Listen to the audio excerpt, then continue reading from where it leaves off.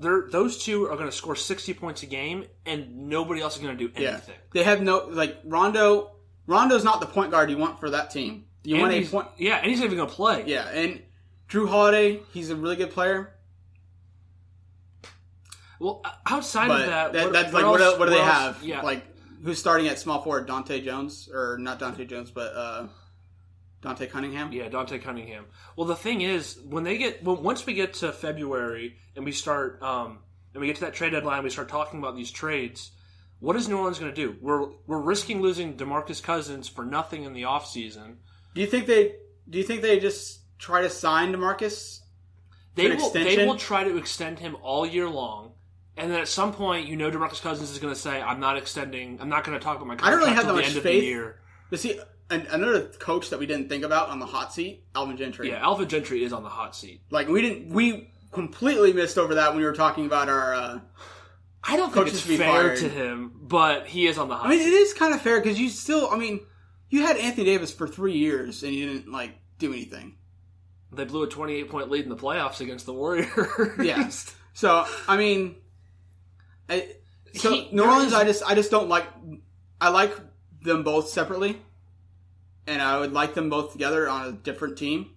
I just don't believe in New Orleans as an organization to pull any sort of trade to help them. Yeah, you have to trade one of your big pieces to get players. It's the only way they're ever going to be relevant in the next 5 years. Yeah, they don't have. They're a really, really tough spot because if they don't keep Cousins, Anthony Davis is for sure gone. Yep. And if they do keep Cousins, they can't even guarantee that Anthony Davis is there, and then you're just on the hook for a lot more money. And then you don't have no one else on that team outside of Drew Holiday is worth anything back in a trade. Nothing at all. Yeah. They're just they just need to say, you know what, fans, I'm sorry, we have to trade two of the top 10 players in the NBA. We have to. We have no one else. We literally have to trade two of the top 10 players in the NBA. Yeah, maybe not. Maybe DeMarcus isn't a top 10 player, but I'm still a big boogie. DeMarcus at worst is top 12. Yeah. I rag on DeMarcus a lot in this podcast so far, which is kind of unfortunate. You love him more than anybody in the world. I do love DeMarcus, but I know it's coming. So, all right, what's your next bold prediction? I'll just stay in the West. Here's what I'm going with. I mentioned this in the Western Conference episode, but I'm going to go with Memphis Grizzlies make the playoffs and Mike Conley gets MVP consideration. You know what's funny? Read my fourth one on that list right there. So another prediction. Your prediction is they make the playoffs and Mike Conley is MVP consideration. Goes from never making an All-Star. So my bold prediction. We didn't discuss this beforehand. One of my bold predictions is the Grizzlies miss the playoffs. In extension of that, Marc Gasol or Mike Conley get traded. Complete opposite. So explain your side, because I think it's the end of that era for them. You do. I believe Fizdale is going to get the most out of Tyreek Evans. I believe Chandler Parsons is another player I like a lot. I believe Chandler Parsons is going to have a resurgence, not as good as he was in Houston, but a resurgence. You're just betting on a lot of variables to roll it's your bold way. Predictions.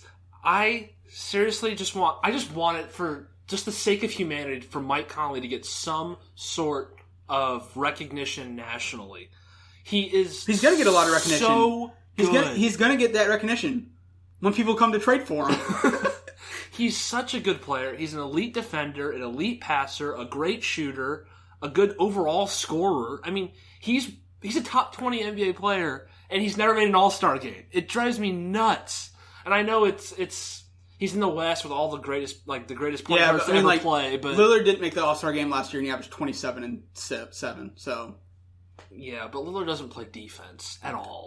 Still, you average 27 and 7, don't make the All-Star game. Mike Conley steals the ball 3 times a game. Yeah, I know. Or almost 3 times Mike Conley, I think, is better than Lillard, but I'm just saying there's a lot of point guards out West. Yeah, I know. It's not totally on people not voting for him. It's just, it's really unfortunate. I would still put him in. That's why he's getting traded to the East. Fine. He'll be the starting point guard for the East. See, so my thing is, I think it's over for that era. No more of their... And I just don't know which one they do trade. I think they have to get something back for one of them. I imagine they would trade Marc Gasol just because of Conley's contract. Marc Gasol probably would attract more trade offers just because everyone's looking for a big man. And he can do everything. He can pass, he can shoot. So, think about this. Wizards. Trade for Marc Gasol. Not DeMarcus Cousins, which everyone thinks they're going to do. But trade for a defensive first, smart center for Kelly Oubre and a pick. That's a good trade. That's a really good trade. Maybe 2 picks, because Wizards are going to be good for a while, and you just kind of want something back a little bit more than that. I'd also have to see how many picks the Wizards have left, because I gave one up for Bogdanovich. Maybe you have to put a third team in there. Yeah, it's probably what's going to have to happen. Or you're going to have to give up Otto Porter. Otto Porter's a really good trade piece for certain things, but if you're getting someone like Marc Gasol... What about in this scenario, Kelly Oubre takes the next step and you swap Porter for Gasol? But I kind of like Otto Porter's defense. I like Otto Porter a lot. He's a good player. I like Otto Porter's defense, especially if you add a defensive first center. That team becomes like a pretty good defensive team. They would be. Gortat is okay. I mean, he's... For how old he is, he's actually doing a pretty good job. Maybe send Gortat back in the trade, though, too. Gortat would probably have to go back in... For money. Yeah, in the money scenario. I wouldn't... I think that'd be a good trade, but then the Wizards still have no bench. I just don't think there's any chance in the loaded West, because there's a lot of teams that could make the playoffs in the West, that the Grizzlies make the playoffs. I think they might be fighting for it at the end. I think, I said, it's going to take Tyreek Evans and Chandler Parsons. Yeah, it's going to take a lot, and I think by the time the trade deadline comes around, the Grizzlies are going to have to make a really, really tough decision. Do we go for it, or do we just scrap this, get something back from Marc Gasol? He's 32 years old right now. 33? 32 or 33. Right. So he's not getting any younger. In 2 years, he's not going to demand nearly as much trade value as he is right now, especially if someone like the Wizards, going for a playoffs. His brother was an all-star with the Bulls for back-to-back years, and he was like 36, 37. I know, but Marc Gasol is not Pau Gasol either. Pau Gasol is like the best three-point shooter in the league last year. So, I don't know. That's my opposite opinion of yours, which is actually kind of funny that we had this. Yeah. All right, your next bold prediction. This is hilarious because this is actually going to contradict one of my other ones, but Milos Teodosic leads the league and leads the NBA in assists this year. This contradicts your DeAndre Jordan thing? Yeah. I don't think that's going to happen. Which one? Both? Both. Well, just Milos, I think he's going to end up starting, but at the beginning of the year, he's not going to start. Yeah, probably. But I think... Okay, how about assists per game? Because I think by the end of the year, he's going to be averaging 12, 13 assists a game. I know, but think of Chris Paul is in D'Antoni's system right now. But they're gonna... Chris Paul and James Harden are both gonna average 8. So no, I think they'll both... I think James Harden will average 6 or 7. And then... You think... Yeah, and then wow. Chris Paul will average 12 or 13. Wow. And then also think of Ricky Rubio. Nobody can score on that team. He's not gonna get... What do you mean no one can... There is people that can score on that team. Who? Rodney Hood. Throwing lobs up to Gobert, I think at least Ricky Rubio gets 8 or 9 assists a game. That's much. I'd say probably close to 7. I don't think they're going to score more than 93 points a game. That's like they're going to be their peak of scoring. I know. You're really, really high on the Grizzlies to make the playoffs for some reason. I'm really, really high, and I think you think that Utah Jazz are going to make the playoffs, but I'm a lot higher on them than a lot of people are for some reason. They're going to be really good defensively. They'll be in every game. Yeah. They will be in every game, but they're not going to score. We just don't know. Who do you go to in a 4 or 5 point game?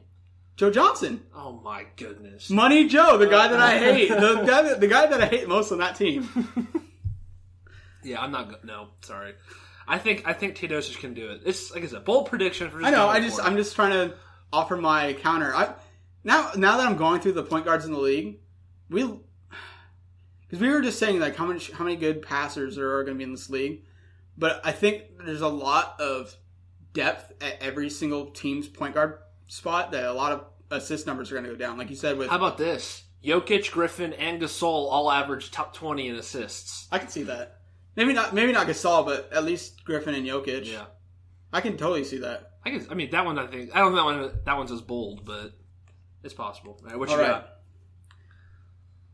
The Wizards. We just talked about them for a little bit. Will win 50 games this year. So they were at 49 last year, and they haven't won 50 games since like 1970 something. They'll win 50 games as John Wall is crawling on his knees into the playoffs. Yeah, so the reason this is a bold prediction is, again, they haven't won 50 games since like 1970 or 1980 something. I didn't do like that deep research, but it's been like 20 or 30 years. But so they win 50 games, and John Wall is a top 3 MVP candidate. I actually 100% agree with that. Yeah. He should be, at least. He should be in that consideration every year. I think. Should be, but again, with your Mike Conley thing, John Wall does get some consideration. He does make the All-Star game, but he doesn't get what he deserves because John Wall is the guy. Like outside of like great passer, good scorer, great defender. Yep. Great leader. The only thing that he's not good at is shooting threes, and he's okay at least. He's passable. Yeah, he's not Rajon Rondo. He's a C+. Yeah. We'll take that. He's not Rondo, but he's got so much speed, and he's so good in the open court and stuff that his threes don't really matter at that point. I'm 100% with you on John Wall. So, John Wall, top 3 MVP consideration, and the Wizards win 50 games for the first time in years. When I was actually looking that up, I was kind of surprised, because they never won 50 games with Gilbert Arenas. No, because they were the 4-5 seed when they played the Bulls and knocked them out. I remember that. That was before I was a basketball fan, so I had to do some research. You're probably looking back at the Wes Unseld days. Yeah, it's been a long time. It's been a long time, and Washington fans are a long time coming. Sorry, Washington, you're going to get me out in the second round of playoffs. I honestly think if Washington wins 50 games, I totally see John Wall winning MVP. Like I think those are going to coincide. But I think if they win 50 games, John Wall's also gassed. They lose in the first round of the playoffs. Not the first round, but maybe like the second round. They're not getting the Eastern Conference Finals. They're not getting the Eastern Conference Finals, but they lose in the second round. Their best bet is to win 42 games and try and sneak in healthy. So this all falls apart if one of them gets injured. If one of them gets injured, they lose. They win only like 40 games. Yep. So it's so if John Wall gets injured, they're so reliant on games. So this is almost the same problem. They do have a lot more, like their role players are much better than the Pelicans, but it's kind of the same thing where outside of Bradley Beal and John Wall, they don't really have any really star players. I mean, Otto Porter's a good piece. Marcin Gortat, like you said, honestly, I think it's a lot like the Bulls were last year. I mean, if Jimmy Butler and Dwayne Wade didn't play, they were getting thrown off the court. Like, they were being beat so bad. With Otto Porter and Marcin Gortat, these are very complementary pieces to John Wall. They're better than Robert Lopez and Rajon Rondo were, but, I mean, other than that, they're not going to... They need both of those two to be healthy, though, going all year. Yeah, all year. Yeah. All right, next bold prediction, Trevor. Since I talked about the Bulls, I'll stay with them. I had to get one Chicago Bulls bold pick in there. I'm going to say the Bulls win between 38 and 40 games and compete for the 8th seed in the playoffs. They were a 20 You're crazy. I know. This is Bulls fandom coming out to the max. Why do you even want this? Completely biased. I do want this because it means that all of our first round picks that are playing actually did well. Like we didn't completely screw up all of our draft picks. I think you guys are the worst team in the league. That's hurtful, man. I think you guys are the worst team in the league. And I think the Suns are like the second worst team in the league. Okay, well, if we win, let's say we won 38 to 40 games. It means Denzel developed, Bobby Portis developed, Chris Dunn developed, Zach LaVine is great. It's going to have to mean all those things happened. So, which I will be a fan of when we have our $45 million next year to spend on free agency and get declined by everybody. But it's still going to happen. That's my bold prediction. I would honestly like that because it literally means that everybody got developed how they're supposed to. Although it would mean Fred Hoiberg keeps his job, so that would be the downside. So do you actually want that? If Fred Hoiberg is right, do you want Fred Hoiberg to be right? No. In any way? No, I don't. You want to win 15 games then? That's what you want, and then you want to draft either Bagley or Michael Porter or Luka Doncic from Slovenia. Oh yeah, that guy. He's so good, and he's 18. He's gonna be good. So does he come over immediately? You guys win 15 games again? I think he does. Hopefully he doesn't come over. We win 15 games again, and then we get the number 1 seed again, and we'll be all set. Yeah, but I don't think there's any chance of the Bulls sniffing 30 wins.